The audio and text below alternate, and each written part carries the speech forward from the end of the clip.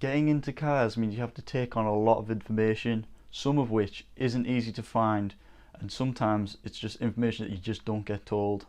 Here are 8 things I wish I knew sooner once I got into cars. First, I wish I'd read my owner's manual when I got my first car.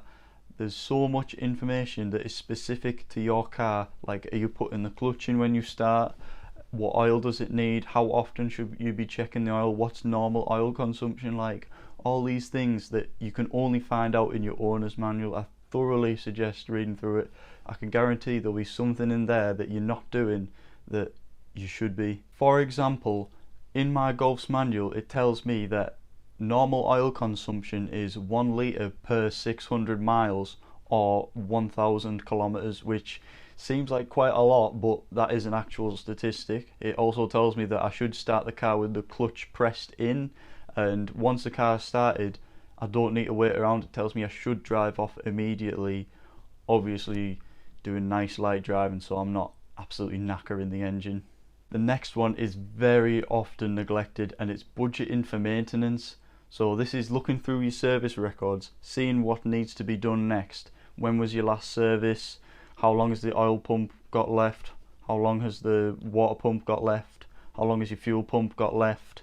And budgeting for these things before they fail. If you don't do proper regular maintenance, then you're just waiting for a disaster. And if your car's out of action, say your water pump's let go, how long is that going to take to fix? How much is that going to take to fix?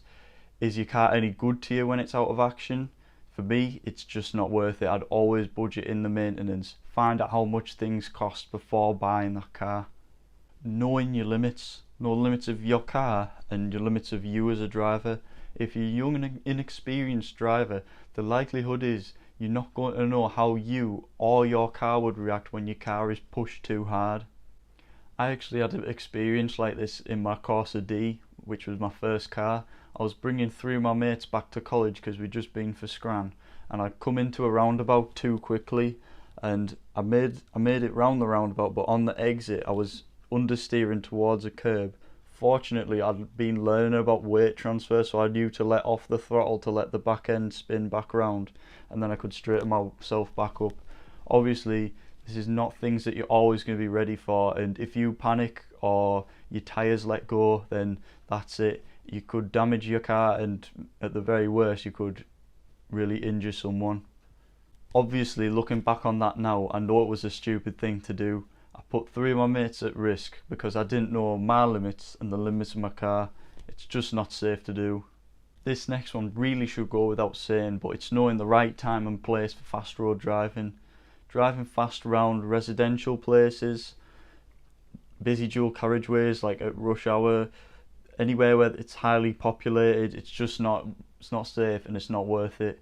There's too much risk involved. If you're going to do fast road driving, choose a quiet time and a quiet place like moor roads or back roads, something like that where no one else is really at risk.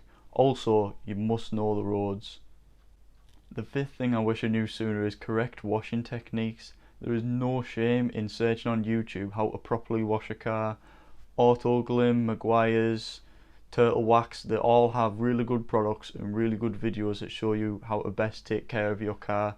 2-bucket method, pre-wash, drying towel, they're all things that I'd never used before getting my first car, and I really wish I had because it would have protected the paint a lot better.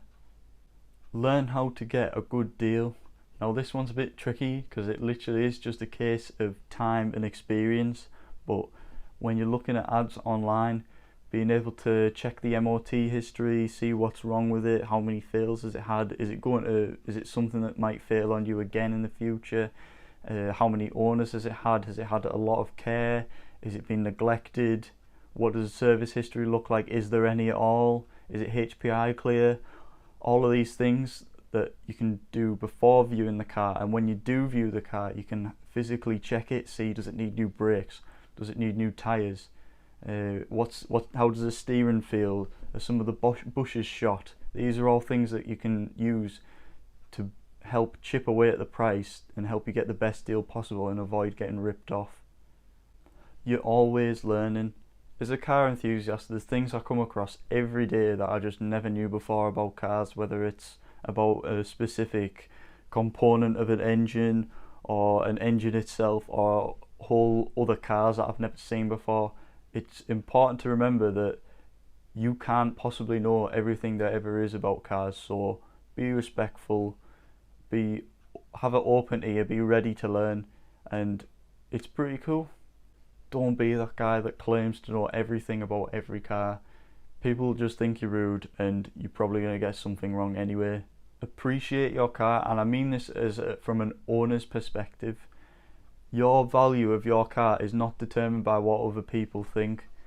It's so easy to go online and see people just talk trash about specific cars, whole brands, and none of it's true. It's all personal based and it's all opinion based, but the only opinion that you should care about your car is your own.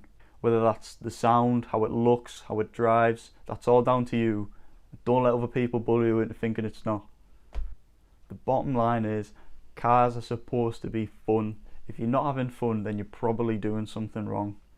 Anyway, that rounds off my list, so thanks for watching, and if you want to, consider subscribing or watch one of my other videos to learn something else. I'll catch you next time.